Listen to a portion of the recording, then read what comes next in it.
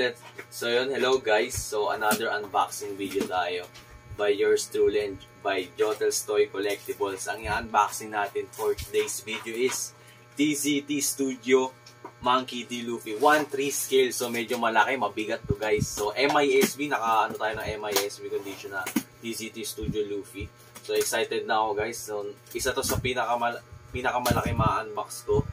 So hindi inaasahan. So nagkaroon tayo ng medyo, nagka-budget tayo at nagkaroon tayo ng medyo malaking resin. So let's go guys, excited na ako para i-unbox ng TZT Studio Monkey D. Luffy 1/3 scale.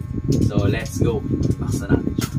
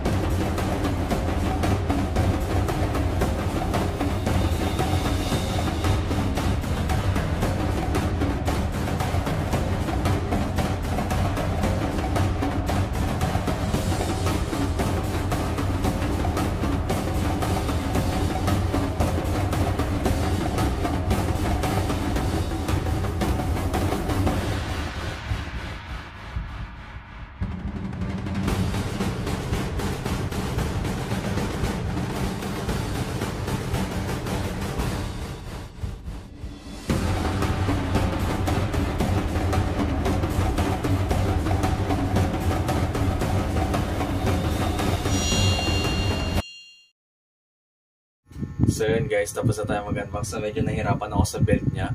Ipipilit lang pala siya konti. Ipapasok siya guys. So hindi ko na na-videoan.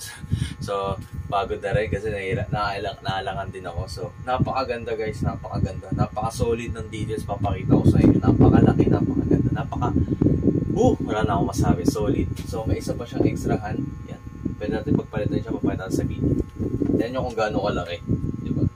half body ko yan. So, 6 footer ako. So, yun medyo malaki siya. Tsaka ano siya, ito yung authenticity ng card. 218/300 siya. So, yun siya. May free na siya na holder para ma-display natin. So, grabe guys. Napakaganda. So, nakakatuwa kasi nagkaroon ako ng ganito kalaking resin. So, sa tagal-tagal. So, yun. So, pakita natin yung video. So, let's go.